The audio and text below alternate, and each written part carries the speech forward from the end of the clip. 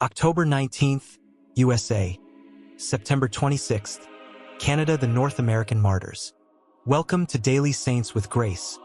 Fast, faithful storytelling that moves and stays with you. Today we stand on forest paths and river routes where 8 friends carried the gospel with language, patience, and stubborn mercy. John de Brebeuf, Isaac Jogues, and companions. They built bridges in a storm of disease, trade wars, and fear. Some were taken, some escaped, all forgave. What forged souls like these? And why do their choices still unsettle a comfortable world? Walk with me. First into the land itself, then into the hearts that chose to return when the safe choice was stay home. Rivers are the roads. Villages are rings of homes, smoke rising into clear, cold skies. One-dat traders move canoes like arrows.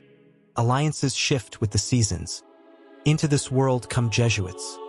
Scholars in worn black, carrying grammars in their heads and very little else. They start not with sermons but with listening. The air is tense. European goods change old balances. Foreign illness rips through communities. Rumors say the black-robed strangers bring harm. The missionaries refuse speed. They share fires. They learn words before advice. They try to belong before they teach. This is mission the slow way. Presence, patience, and the courage to be powerless in someone else's home. He is tall, steady, almost silent. Brebeuf learns one-dat the hard way, ear to mouth, mouth to ear, until the sounds sit in his bones. He writes down verbs. He listens to proverbs. He folds the gospel into familiar rhythms so it lands like water, not a stone. When fear rises, he does not argue louder. He stays longer. He carries the sick, buries the dead, and refuses to treat grief like an obstacle to results. Leadership looks different here.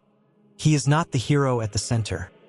He is the guest who refuses to leave when things get hard. That is why people trust him. Courage in Brebeuf is quiet weight, the kind that keeps a shelter from blowing over.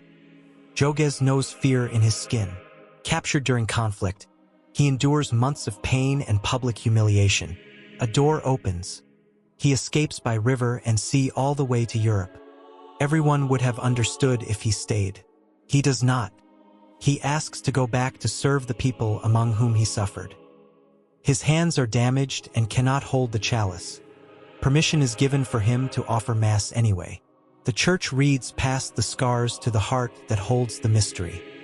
He returns to North America with the calm of someone who has already decided the center of his life.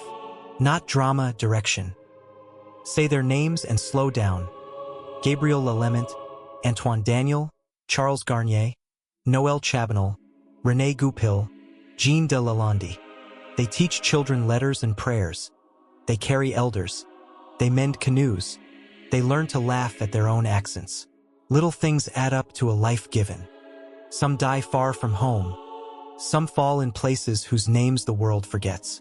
Heaven does not forget. Their greatness is not a headline. It is the faithfulness of many small hours. The 1640s tighten like a fist.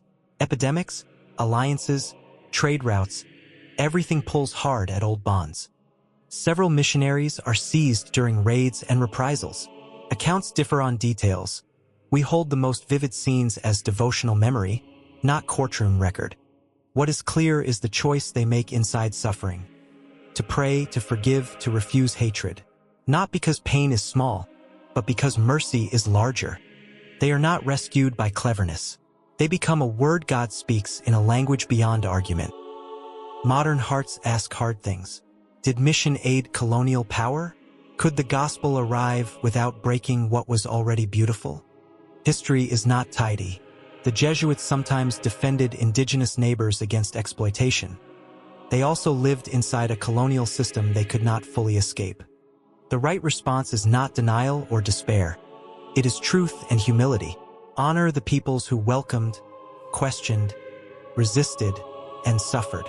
Honor the missionaries who tried to serve without owning. When memory is heavy, we walk slower and carry both grief and gratitude. Brebeuf, Jogues, and their companions do not invite us to chase danger. They invite us to stay when love costs more than we planned. Learn the language of the one in front of you. Refuse easy enemies. If you must leave, leave clean. If you can return, return with mercy. Their witness is not noise. It is presence. Not conquest. Communion. Not a headline. A hand steady in winter.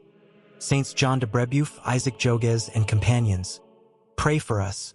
Make us faithful, truthful, and brave enough to love where we stand.